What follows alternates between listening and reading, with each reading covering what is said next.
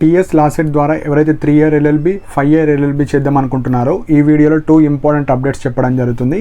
So first important update వచ్చేసి మనకు వెబ్సైట్లో 3 year 5 yearకి సంబంధించింది లైక్ కాకతీయ యూనివర్సిటీ కావచ్చు, బసీర్బాగ్కి సంబంధించిన కాలేజెస్ అప్డేట్ చేశారండి. సో ఎవరైతే ఫేజ్ 2లో వెబ్ ఆప్షన్స్ పెట్టేటప్పుడు ఈ కాలేజ్ కూడా మీరు పెట్టుకోవాలి. సో ఫస్ట్ అప్డేట్ ఇదండి. సో 2 కాలేజెస్లో 60 సీట్స్ మనకు ఉంటాయి, అది ఫస్ట్ అప్డేట్. సెకండ్ అప్డేట్ వచ్చేసి రిజర్వేషన్ అండి.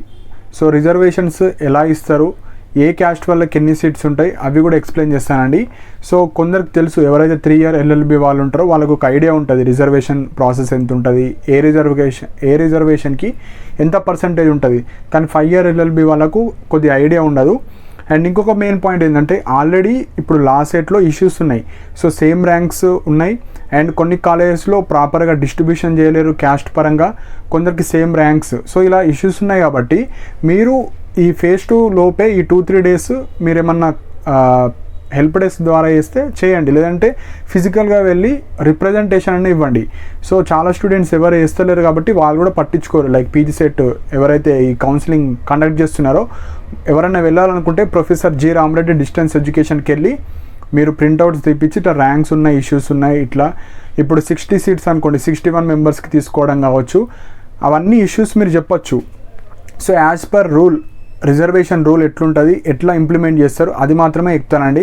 సో నేను ప్రీవియస్ వీడియోలో కూడా 3 year LLB 5 year LLB as per వాళ్ళు ఏవైతే ఇచ్చారో వాటి ప్రకారంగా చెప్పాను.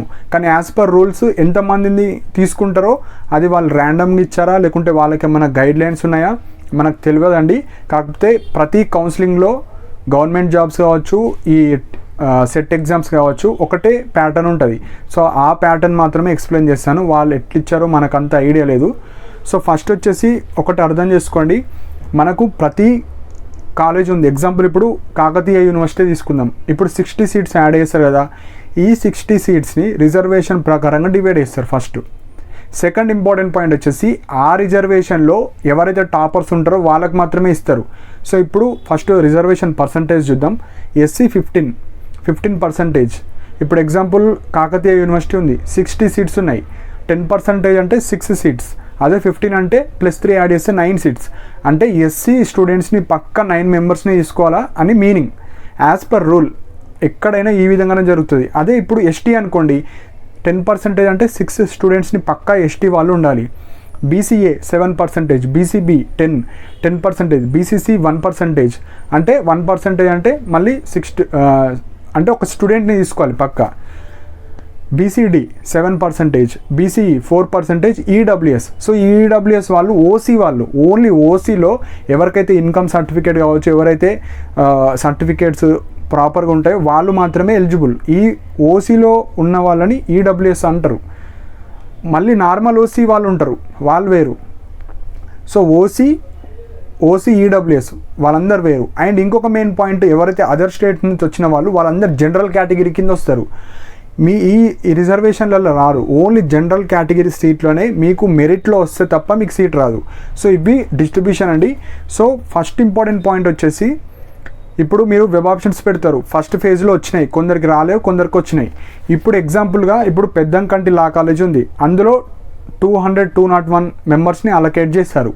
సపోజ్ ఈ 200లో same as it is SC 15% అంటే ఒక 30 members తీసుకోవాలి, ఎస్టీ 10%, 20, అలా అన్ని కేటగిరీ కలిపితే మనకు 70% రిజర్వ్ అయిపోతారు. అంటే SC, ST, EWS, BCA, BCB, BCD, BC అన్నీ కలిపితే 70% స్టూడెంట్స్ రిజర్వ్డ్ వెళ్ళిపోతారు.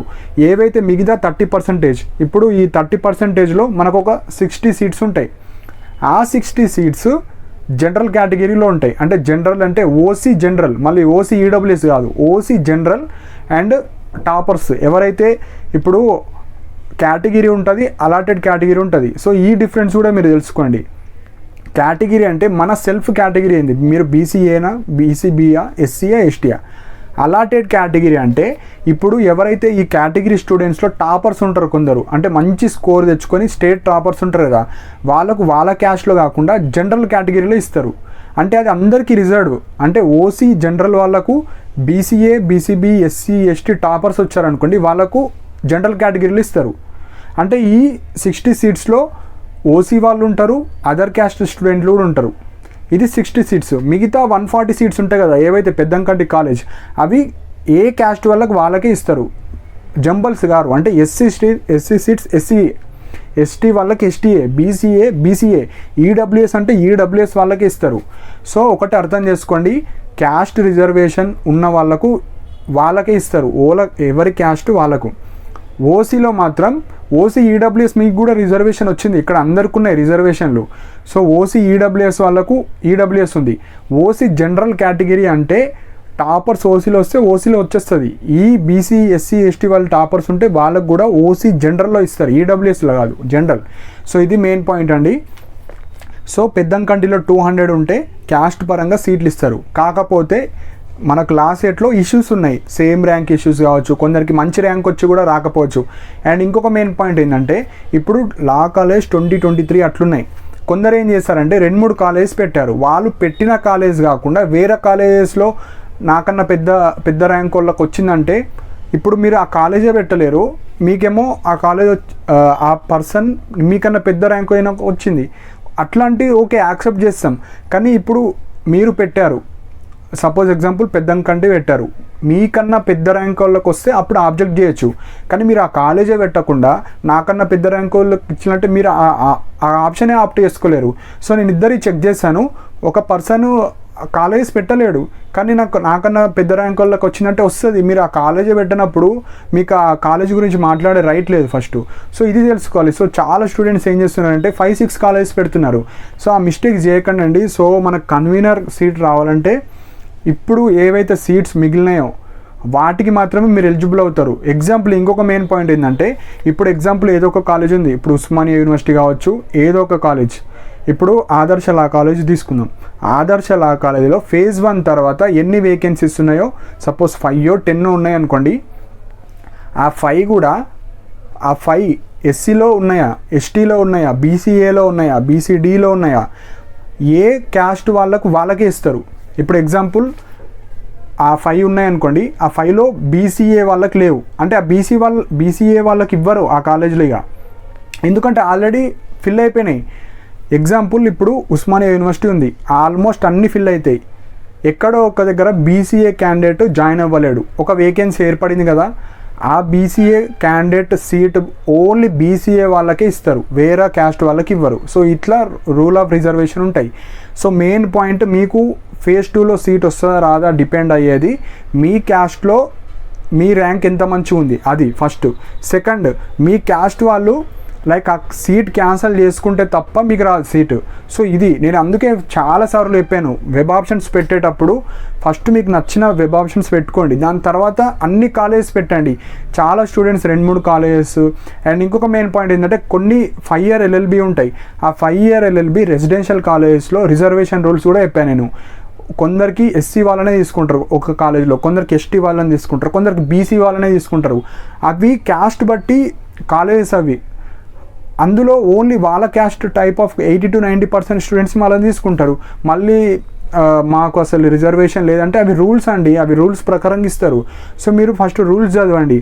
ఇప్పుడు ప్రతి స్టూడెంట్స్కి కొందరికి తెలిసిన వాళ్ళంటే ఓకే, వాళ్ళకు ఫస్ట్ రూల్స్ అండ్ రెగ్యులేషన్స్ ఉంటాయి లా కాలేజ్కి రెసిడెన్షియల్, అండ్ ఇవి కూడా యాజ్ పర్ రూల్సే ఇవ్వాలి.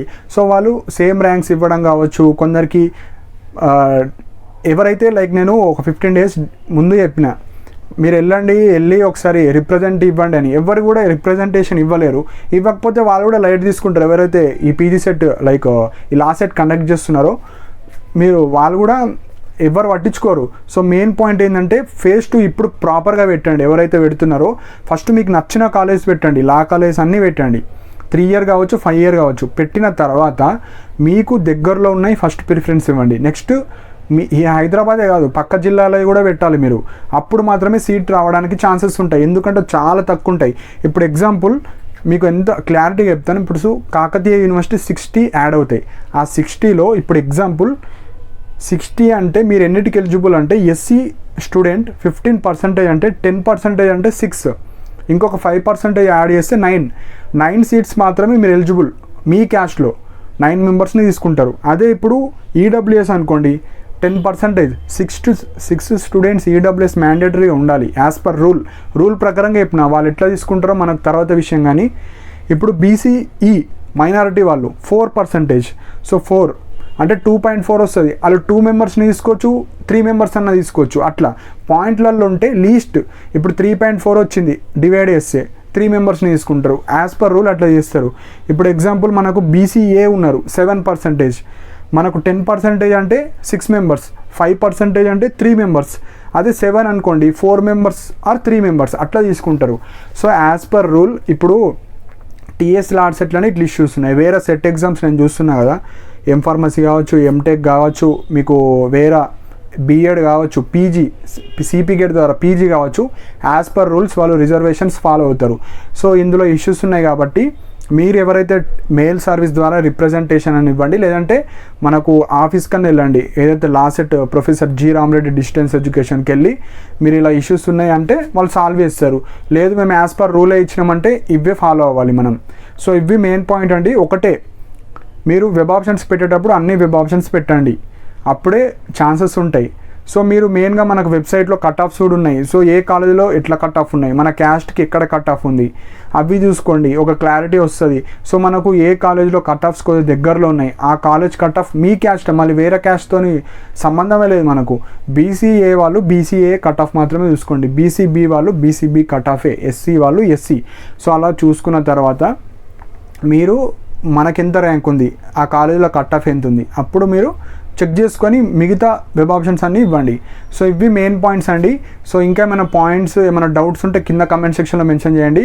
అందులో మిస్టేక్స్ ఉన్నాయి కాబట్టి నేను ఏవైతే కట్ ఆఫ్స్ చెప్పానో అందులో ఏ విధంగా ఉన్నాయో అవి మాత్రమే చెప్పాలి నేను కూడా. సో అవే కట్ ఆఫ్స్ ఇచ్చాను. సో ఎవరైతే 5 ఇయర్ కావచ్చు, 3 ఇయర్ కావచ్చు కట్ ఆఫ్స్ చూడాలంటే ఆ వీడియోస్ చూడండి. సో దట్ మీకు ఒక ఐడియా వస్తుంది ఏ కాలేజ్లో మన క్యాస్ట్లో లాస్ట్ కట్ ఆఫ్ అంటే లాస్ట్ ర్యాంక్ ఆడదాకా ఎండ్ అయిపోయింది. సో మన ర్యాంక్ ఎంత ఉంది, మన ర్యాంక్ కన్నా పెద్ద కట్ ఆఫ్ ఎక్కడ ఉంది, ఆ కాలేజ్ మనం ఫస్ట్ ప్రిఫరెన్స్ ఇవ్వాలి. సో ఆ విధంగా మీరు వెబ్ ఆప్షన్స్ జోక్గా తీసుకోకండి, చాలా సీరియస్గా. ఎందుకంటే ఇప్పుడు పేమెంట్ సీట్స్ అంటే హెవీ ఉన్నాయి, ఫీజు 70,000 80,000. ఆల్రెడీ చాలా కాలేజెస్లో పేమెంట్ సీట్స్ అయిపోయినాయి అని టాక్ ఉంది.